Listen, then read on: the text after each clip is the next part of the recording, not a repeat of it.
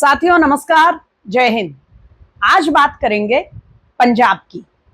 पंजाब में अगले वर्ष अर्ली चुनाव होने वाले हैं। कई राज्यों में अगले वर्ष चुनाव है, लेकिन जिनमें पहले चुनाव होना है उनमें पंजाब शामिल है। 2 दिन पहले कांग्रेस पार्टी ने पंजाब के लिए अपनी नई इकाई की घोषणा की है, नई यूनिट का ऐलान किया। लेकिन ये नई यूनिट केवल नाम के लिए नई यूनिट है। इसमें अगर किसी तरह का कोई नयापन, अगर कोई नई जान, कोई नई ऊर्जा पार्टी में लाने का किसी ने उम्मीद किसी ने की होगी, तो उन सब की उम्मीदों पर पानी फिर गया। पार्टी ने अपने नई इकाई की जो घोषणा की है उसमें न के बराबर बदलाव है।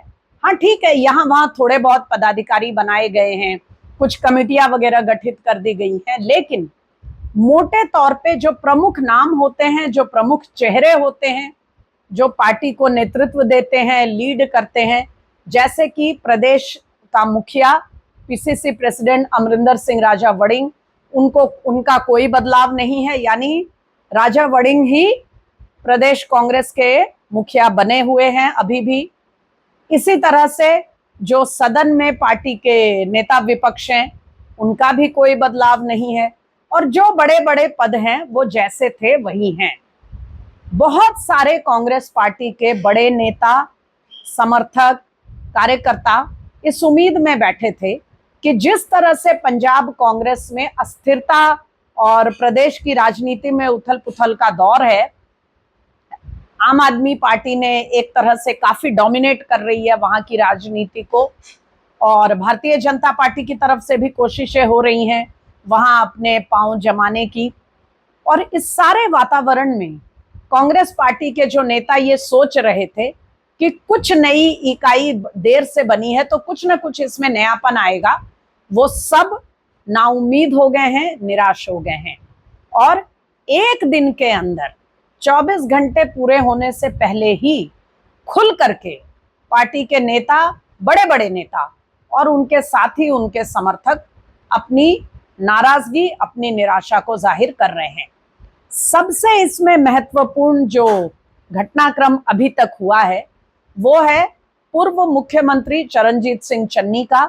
वही चन्नी जो प्रदेश में अमरिंदर सिंह, जो दशकों से कांग्रेस के चेहरा रहे थे पार्टी में, और उनको हटा करके चन्नी को मुख्यमंत्री बनाया गया था, शायद आम आदमी पार्टी से मुकाबला करने के लिए, क्योंकि अमरिंदर सिंह को एक रॉयल्टी के तौर पर, एक राज खानदान के सदस्य के रूप में देखा जाता था, जो कि आम आदमी पार्टी की राजनीति के सामने मुश्किल हो सकती थी। तो चन्नी को लाया गया और चन्नी ने मुख्यमंत्री बनते ही झमाझम मीडिया में रीलें और तस्वीरें और बाइट्स और अपने दौरे करने लगे, गरीबों के घर जाकर, सड़कों पर उनसे मिलकर, दुकानों में मिलकर, ये दिखाने के लिए कि असली आम आदमी वो हैं।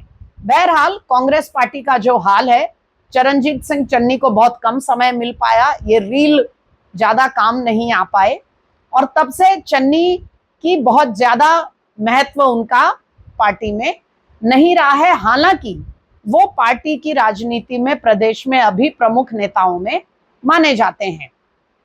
तो इस नई इकाई के आते ही कुछ ही घंटों के अंदर चन्नी के बहुत सारे समर्थक और उनके साथी जो हैं वो सब खुलकर बयान देने लगे, क्योंकि उन्हें उम्मीद थी कि जो पार्टी का हाल है उसे देखते हुए, जिस तरह से पिछले विधानसभा में कांग्रेस बुरी तरह हारी, उसके मद्देनजर उन्हें उम्मीद थी कि चन्नी को दोबारा एक महत्वपूर्ण भूमिका मिलेगी और संभवतः राजा वड़िंग की जगह चन्नी को लाया जाएगा। ऐसा कुछ हुआ नहीं। तो शुक्रवार को साथियों, चन्नी साहब ने अपने आवास पर पार्टी नेताओं की एक बैठक बुलाई। अब आप कह सकते हैं कि यह व्यक्तिगत महत्वाकांक्षाओं का खेल है, जब चन्नी नेता थे तब क्या कमाल कर लिया उन्होंने, ये सारी बातें ठीक है, मगर आपको बता दें कि कांग्रेस पार्टी के लिए चन्नी के आवास पर शुक्रवार को हुई बैठक चिंता का सबब होनी चाहिए। वहां 20 से भी ज्यादा विधायक के आने की सूचना है। बहुत सारे पार्टी के कॉरपोरेटर्स और स्थानीय इकाइयों के नेता और सैकड़ों समर्थक सुबह से शुक्रवार को उनके घर पर इकट्ठा हुए। लंबी बैठक हुई 3.5-4 घंटे की, और अंत में उनके समर्थकों ने बाहर आकर एक अल्टीमेटम दिया है पार्टी हाईकमांड को, ये कहकर कि अगर एक हफ्ते के अंदर जो कुछ हुआ है उसमें सुधार नहीं किया गया, उनकी शिकायतों का निदान नहीं हुआ, तो फिर उन्हें इसके नतीजों के लिए तैयार रहना चाहिए। निदान सीधा है कि वो चाहते हैं कि आने वाले चुनाव के लिए चन्नी को एक प्रमुख चेहरा, प्रमुख भूमिका में रखा जाए। पार्टी हाईकमांड ऐसा करेगी या नहीं पता नहीं। इतना तो तय है कि जब पार्टी ने किसी को भी नेता विपक्ष या प्रदेश अध्यक्ष का पद घोषित कर दिया है तो उसे तत्काल वापस तो नहीं किया जाएगा। हाँ, ये हो सकता है कि कुछ गिव एंड टेक की बात हो सकती है, चन्नी के लिए भूमिका बढ़ाई जा सकती है, उनका महत्व थोड़ा सा बढ़ाया जा सकता है। लेकिन अगर ऐसा नहीं हुआ तो फिर चरणजीत सिंह चन्नी का अगला कदम क्या होगा, ये तो चन्नी खुद ही बता पाएंगे कि वो क्या फैसला लेंगे। इतना जरूर तय है कि पहले से ही पंजाब में कांग्रेस बुरी तरह डिवाइडेड हाउस है, बटी हुई है खेमों में पार्टी, और अगर चन्नी ने कोई बड़ा कदम उठाया तो फिर पार्टी में बिखराव हो जाएगा। मनीष तिवारी, जो प्रदेश पंजाब में बहुत ज्यादा पिछले कुछ सालों से महत्व ना रखते हो, लेकिन वो पार्टी का एक जाना माना चेहरा है, वरिष्ठ सांसदों में है, और राष्ट्रीय मुद्दों पर, विदेश मामलों पर, कॉन्स्टिट्यूशनल मामलों पर पार्टी की एक मजबूत आवाज मनीष तिवारी की रही है। उन्होंने भी इस नई इकाई में कहीं किसी तरह की कोई भी भूमिका किसी भी स्तर पर न दिए जाने, उन्हें बिल्कुल इससे अलग थलग कर दिए जाने पर भी एक बड़ा ही फिलोसॉफिकल एक ट्वीट किया, एक पोस्ट किया कि लोगों की जो इनसिक्योरिटीज हैं, असुरक्षा की भावना है, उसका खामियाजा जो काबिल लोग हैं, जो प्रतिभाशाली हैं, उनको भुगतना पड़ता है। सीधी सी बात है, वो अपने बारे में कह रहे थे। लेकिन साथियों, आज का ये अड्डा समाप्त करने से पहले मैं बता दूं, हम आगे बात करेंगे कि जो स्थिति आज वर्टिकल डिवाइड, एक दो फाड़ की स्थिति पंजाब कांग्रेस की तरफ से में दिख रही है, ऐसी ही स्थिति कई और जगहों पर भी पार्टी के लिए बनती नजर आ रही है। एक और प्रदेश है जहां अगले साल ही चुनाव हो जाएंगे, गोवा में। गोवा में गिरीश चोडंकर को पार्टी ने अलग कर दिया था क्योंकि उनके नेतृत्व में कांग्रेस का बुरा हाल हुआ था पिछले चुनाव में। बहुत कम सीटें, बुरी तरह पार्टी हारी थी, लेकिन अब उन्हें फिर वापस प्रदेश में ले आया गया है लीड करने के लिए, और इससे ज्यादातर पूरे कांग्रेस गोवा के नेता नाराज हो गए हैं, ये कहकर कि जिस आदमी ने पार्टी का ये हाल किया उसी के नेतृत्व में फिर से जाने का पार्टी का क्या औचित्य है। बात यहीं खत्म नहीं होती, एक और बड़ी दिलचस्प स्थिति बनी है मध्य प्रदेश में, और वहां तो कोई चुनाव भी बहुत जल्द नहीं है, लेकिन वहां मामला है मोहन यादव को लेकर, जो जमीन वगैरह के घोटालों के आरोप और स्कैम वगैरह की बात चल रही थी।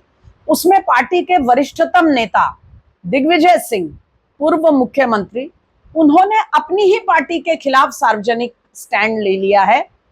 यह मामला है एक ट्रस्ट का, जिस पर पार्टी के इस समय जो अध्यक्ष हैं जीतू पटवारी और उनके साथी तमाम नेता, उन लोगों ने मिलकर आरोप लगाया था कि ये एक ऐसा ट्रस्ट है जिसको बहुत बड़ी जमीन, 500 एकड़ जमीन दे दी गई है 1 रुपए के दाम पर, यानी मुफ्त में सरकार की ओर से।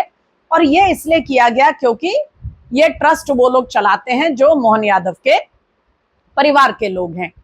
अब दिग्विजय सिंह ने सार्वजनिक रूप से कह दिया है कि कुछ लोग जो ये प्रेस कॉन्फ्रेंस करके स्कैम के आरोप लगाते हैं, भ्रष्टाचार के, उनको पहले अपने तथ्य जांच लेने चाहिए। यानी मोटी बात यह है कि दिग्विजय सिंह ने अपनी ही पार्टी को फैक्ट चेक कर दिया है। वो ये कह रहे हैं कि जब राज्य सरकार की ओर से गठित किया गया ट्रस्ट है, सार्वजनिक ट्रस्ट है, ये प्राइवेट ट्रस्ट नहीं है, तो फिर इसमें भ्रष्टाचार की बात कहां से आती है। तो इस समय मध्य प्रदेश कांग्रेस में तलवारें खिंची हुई हैं साथियों। अब पार्टी के जीतू पटवारी से लेकर तमाम युवा नेता जो हैं वो बिल्कुल सार्वजनिक तौर पर सोशल मीडिया से लेके एक आधिकारिक बयानों में दिग्विजय सिंह के पीछे पड़ गए हैं और उनका कहना है कि इस आदमी के चलते पार्टी वहां दोबारा उभर नहीं पा रही है, और इससे भी बहुत ज्यादा कुछ उन्होंने बोला है। दिग्विजय सिंह अपनी बात पर कायम है और उन्होंने सिर्फ अपने ही पार्टी को फैक्ट चेक नहीं किया, वो ये भी कह रहे हैं कि यहाँ बहुत सारे लोग ऐसे हैं जो भ्रष्टाचार के दावे का प्रेस कॉन्फ्रेंस करते हैं क्योंकि वो दलाल लोग हैं और बाद में ब्लैकमेल करके इसका फायदा उठाते हैं। अब आप ही फैसला करिए कि अब इसमें क्या रह गया है, क्या पर्दा रह गया है और क्या डिसिप्लिन की बात रह गई है। तो ये हाल चल रहा है कांग्रेस का। पंजाब के हालात बड़े दिलचस्प हैं, जल्द हम लौटेंगे, इस पर आपसे बात करेंगे। फिलहाल नमस्कार।